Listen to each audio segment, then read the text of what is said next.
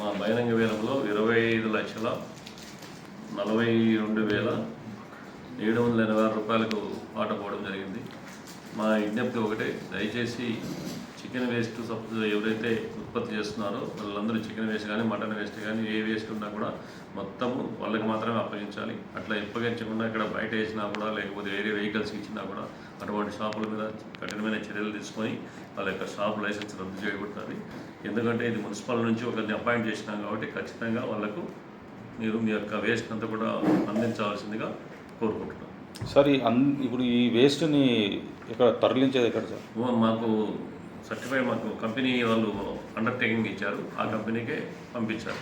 కానీ అట్లా కాకుండా గద్వాల చేపల అక్కడ కూడా సఫర్ అవుతుంది. అటువంటి చేసినట్టు ఎక్కడైనా రుజువు దొరికితే ఆ యొక్క ఎవరైతే పాటదారు ఉన్నాడో అతని మీద కఠిన చర్యలు తీసుకుని అతని యొక్క పాట రద్దు చేయబడి ఆయన కట్టిన డబ్బులు కూడా జప్తు చేసుకోవడం జరుగుతుంది. సార్, చికెన్ సెంటర్ వాళ్ళు చికెన్ వేస్టేజ్ని ప్రతి వేరే వాళ్ళకు 3 రూపీస్ 4 రూపీస్ కేజీ లాగా అమ్ముతున్నారు.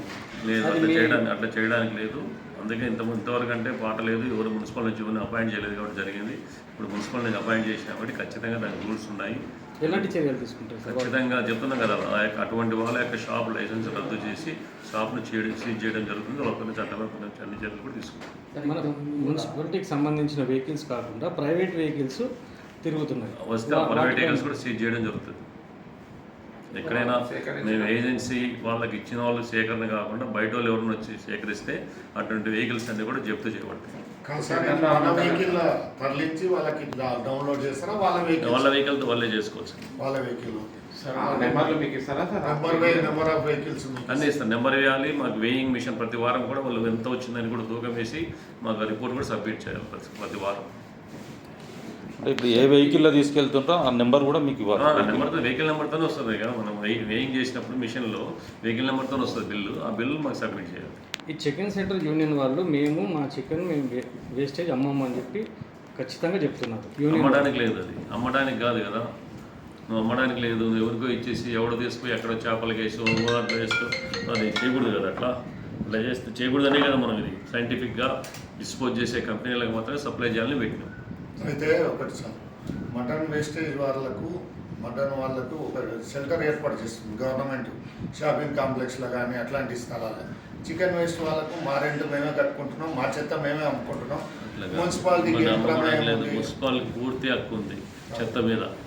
నీ ఇంట్లో చెత్త కూడా నువ్వే చేస్తున్నావు, మరి నీ ఇంట్లో చెత్త కూడా మేమే తీసుకుంటున్నాం. నిన్నే సెగ్రిగేట్ చేయాలని చెప్తున్నాం రూల్స్ ప్రకారం. తడిపొడి చెత్త సెగ్రిగేట్ చేయాలి రూల్స్ ప్రకారం చేసి మాకు సపరేట్ చేసి ఇవ్వాలి తప్ప నువ్వు నీ ఇష్టం రోడ్ల మీద వేయడానికి నా చెత్తను ఏడైనా పోస్తాను ఆయన ఇది చేస్తా అంటే కుదరదు. చెత్త రోడ్ల మీద పోయడానికే లేదు, చట్టంలో క్లియర్గా ఉంది. నేను ఎవరికి అమ్మడానికి లేదో నువ్వు అమ్మడానికి లేదో చెప్తున్నావు కదా. చెత్త అమ్మాయి నువ్వు ఎవరికి అమ్ముతావు, వాడు తీసుకుని ఎక్కడో చేపలకి వేస్తూ మోసటి వేస్తూ దాన్ని ఇచ్చేస్తాడు, పొల్యూషన్ చేస్తాడు. అలా చేయడానికి లేదు కదా. సార్, గత 2 పర్యాయాలు చికెన్ వేస్ట్ టెండర్ క్యాన్సిల్ అయింది.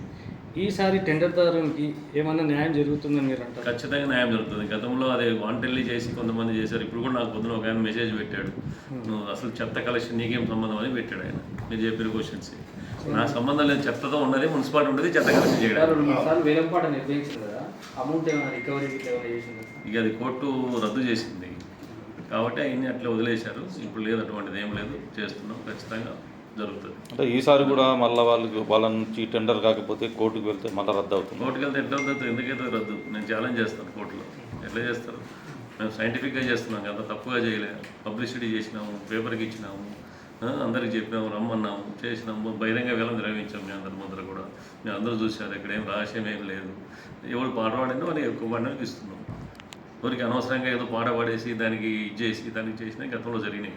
అట్లా జరగకూడదని ఇప్పుడు మనం కూడా మాట్లాడి చక్కగా ఉండాలని జరిగింది. వచ్చిన పాటలు జెన్యున్ పాటలు కాబట్టి ఎక్కువ పాడలేదు. చూడండి, మీరు కూడా చూస్తున్నారు కదా, వాళ్ళు ఊరికి పాడుకుంటూ పోయి ఇచ్చేసి చేయలేదు, ఉన్న ప్రకారమే చేశారు. కాబట్టి అటువంటిది ఏం జరగదు. అటువంటి జరిగితే ఎటువంటి యాక్షన్ తీసుకుంటాం ఖచ్చితంగా. సార్, నాకు ఒక నెల మున్సిపాలిటీ